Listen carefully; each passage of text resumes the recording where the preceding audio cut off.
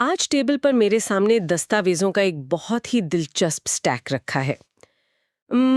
इन मोटे-मोटे ट्रांसक्रिप्ट्स और ऐतिहासिक ड्राफ्ट्स की कॉपीज को देखकर एक बात दिमाग में आती है। क्या बात है वो? आमतौर पर जब किसी विशाल और भव्य फिल्म का निर्माण होता है, तो सबसे पहले क्या तैयार किया जाता है? एक पटकथा, मतलब एक स्क्रिप्ट, है ना? बिल्कुल। बिना एक मजबूत पटकथा के कोई भी फिल्म नहीं बन सकती। सही बात है। चाहे कितने भी बेहतरीन अभिनेता हों या कितना भी बड़ा बजट हो, बिना स्क्रिप्ट के फिल्म दिशाहीन हो जाती है। तो आज की इस गहन चर्चा का विषय कोई सामान्य कानूनी किताब नहीं है। तो आज हम क्या डिकोड करने वाले हैं? आज हम इन रिसर्च पेपर्स के आधार पर अपने राष्ट्र की पटकथा यानी भारतीय संविधान के निर्माण को डिकोड करने वाले हैं। विशेष रूप से उन विद्यार्थियों के लिए जो प्रतियोगी परीक्षाओं की तैयारी कर रहे हैं, ये विश्लेषण बहुत ही महत्वपूर्ण होने वाला है। यह पटकथा वाली एनालॉजी हमारी आज की चर्चा के लिए एकदम सटीक आधार तैयार करती है। अगर हम इन ऐतिहासिक दस्तावेजों को करीब से देखें, तो पता चलता है कि ये दस्तावेज सिर्फ कुछ नियमों या कानूनों का सूखा संग्रह नहीं है। तो फिर इसे हम किस तरह से देख सकते हैं? ये असल में भारत की प्राचीन सभ्यता के लोकाचार, जिसे हम धर्म कहते हैं, और आधुनिक लोकतांत्रिक आदर्शों का एक बहुत ही अनूठा मिश्रण है। अरे वाह! मतलब प्राचीन और आधुनिक का संगम? बिल्कुल। इसकी प्रस्तावना ही ये स्पष्ट कर देती है कि ये नागरिकों को समता के 3 महत्वपूर्ण आयाम सुनिश्चित करती है: नागरिक, राजनीतिक और आर्थिक समता। और इसीलिए इस पूरी प्रक्रिया की तुलना एक ब्लॉकबस्टर फिल्म के निर्माण से करना दिलचस्प लगता है। कल्पना की जा सकती है कि इस फिल्म का भी अपना एक राइटर्स रूम रहा होगा। हाँ, जहां महीनों तक ड्राफ्टिंग चली और अंत में एक ग्रैंड रिलीज हुई। सही कहा। तो जब हम इसे राष्ट्र की पटकथा कह रहे हैं, तो स्वाभाविक रूप से ये जानना जरूरी हो जाता है कि इस विशाल देश की नियति तय करने वाला वो राइटर्स रूम असल में कैसा था और ये काम शुरू कब हुआ।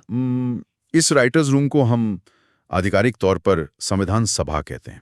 इसकी परिकल्पना मई 1946 में कैबिनेट मिशन के तहत की गई थी। मई 1946, ठीक है। और देखो, ये कोई ऐसा सामान्य कमरा नहीं था जहां कुछ खास लोग बैठकर फैसले ले रहे हों। इसमें 299 सदस्य शामिल थे। 299, ये तो बहुत बड़ी संख्या है। हाँ, और ये सदस्य भारत की विशाल विविधता का वास्तविक प्रतिनिधित्व करते थे। मतलब विभिन्न जातियों, धर्मों और विचारधाराओं से आने वाले लोग।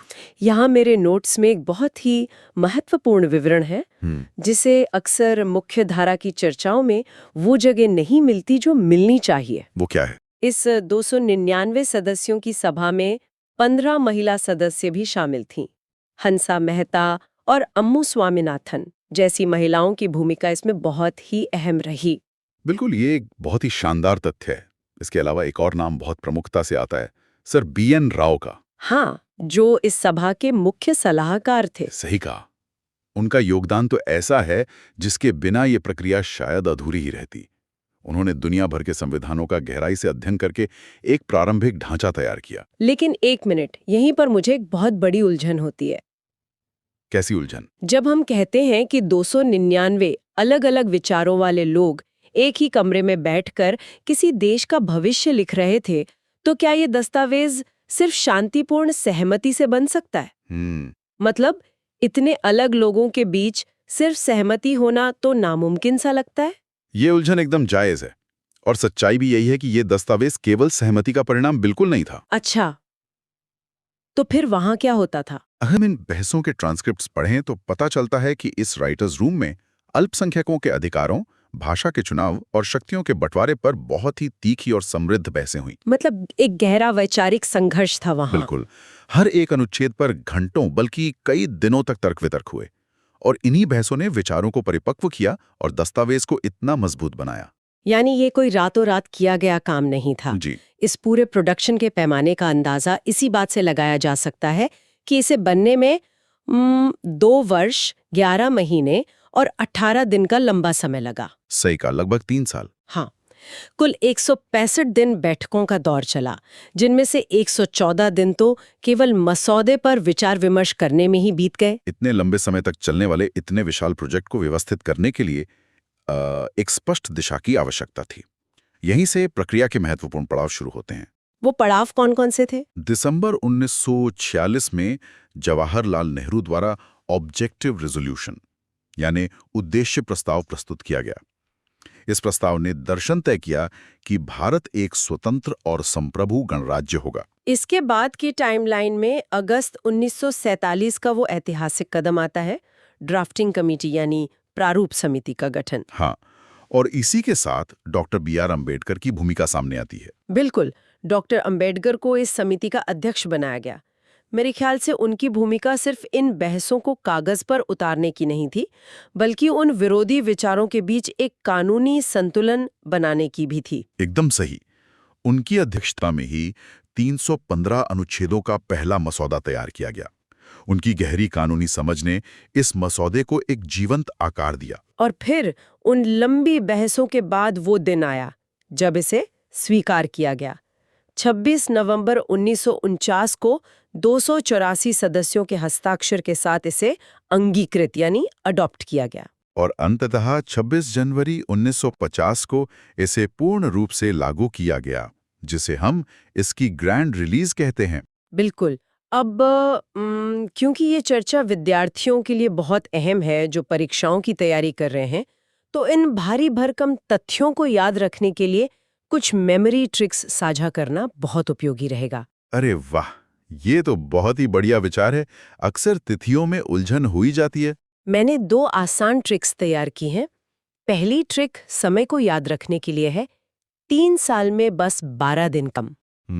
3 साल यानी 1095 दिन, और उसमें से 12 दिन कम। बिल्कुल।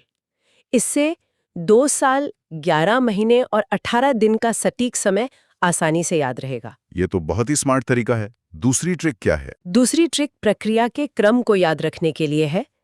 अंग्रेजी के अक्षरों CODAR यानी कोडर शब्द को याद रखा जा सकता है। कोडर, इसका फुल फॉर्म कैसे बनेगा? C से कैबिनेट मिशन, O से ऑब्जेक्टिव रेजोल्यूशन, D से ड्राफ्टिंग कमेटी, A से अडॉप्टेड यानी 26 नवंबर और R से रिलीज्ड यानी 26 जनवरी। क्या बात है!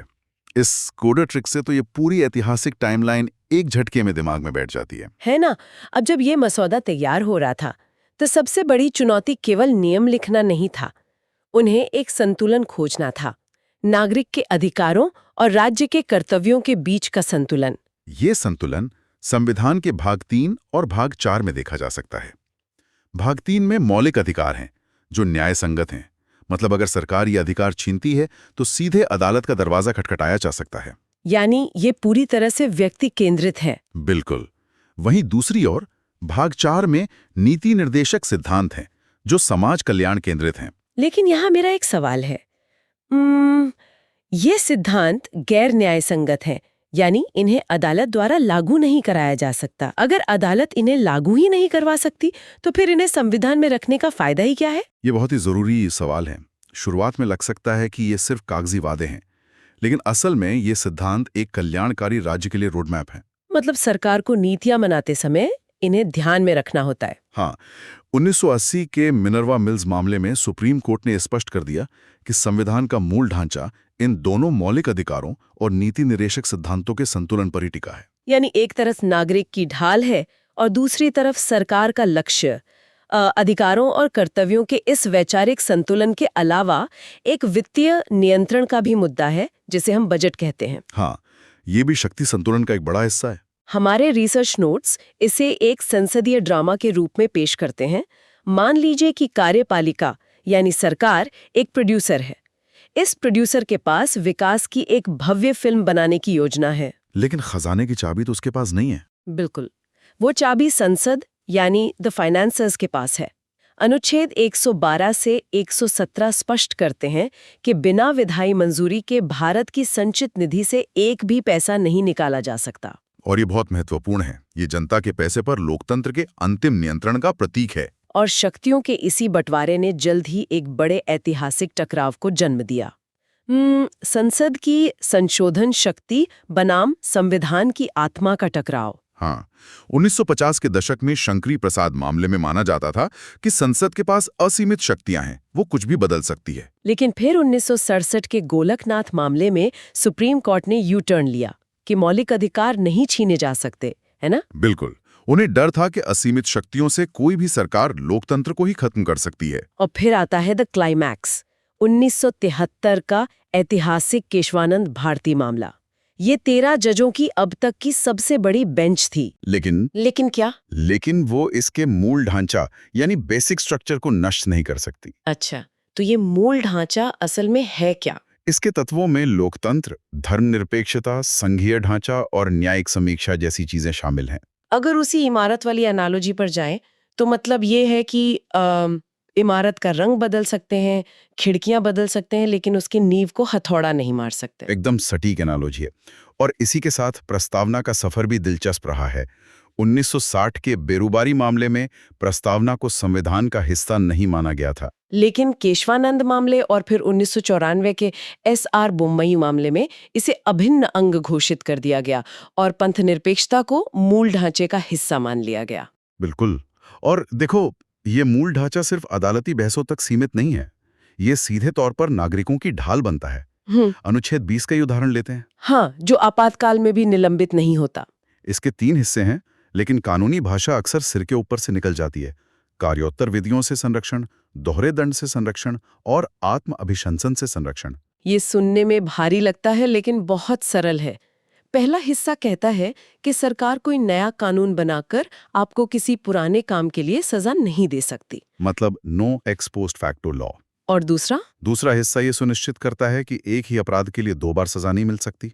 No double jeopardy. और तीसरा, आत्मा अभिशंसन। उसका मतलब है कि पुलिस किसी को भी खुद के खिलाफ गवाही देने के लिए मजबूर नहीं कर सकती।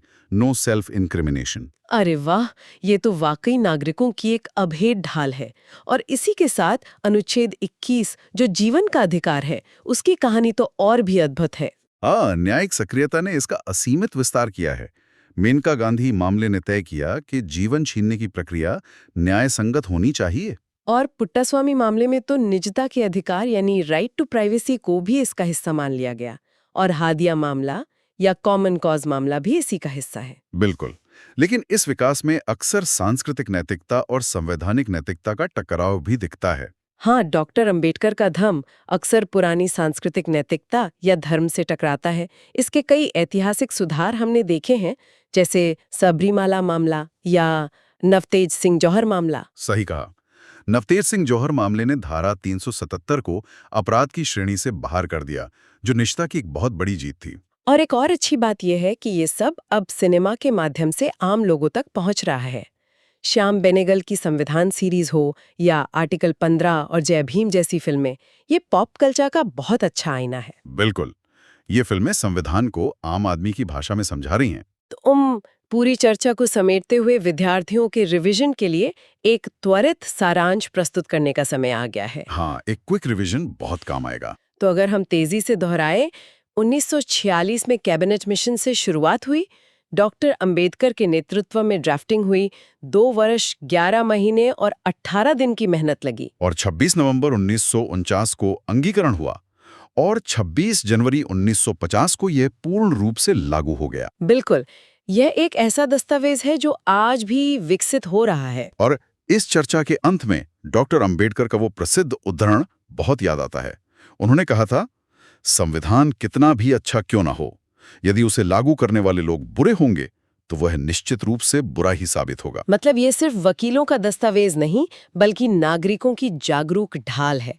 यह बहुत ही गहरा विचार है। बिल्कुल सही। और इसी के साथ चर्चा का अंत एक सोचने पर मजबूर करने वाले सवाल से करते हैं। संविधान डिजिटल अधिकारों और चुनावी पारदर्शिता जैसे नए क्षितिज की ओर बढ़ रहा है। भविष्य की चुनौतियां। हाँ, तो भविष्य में जब हमारी पहचान और जीवन का हर हिस्सा डिजिटल हो जाएगा, तो संविधान का ये मूल ढांचा आर्टिफिशियल इंटेलिजेंस और डेटा सर्विलेंस के दौर में हमारी स्वतंत्रता की रक्षा के लिए खुद को कैसे विकसित करेगा? ये वाकई बहुत बड़ा सवाल है। बिल्कुल, ये एक ऐसा सवाल है जिस पर सबको विचार करना चाहिए।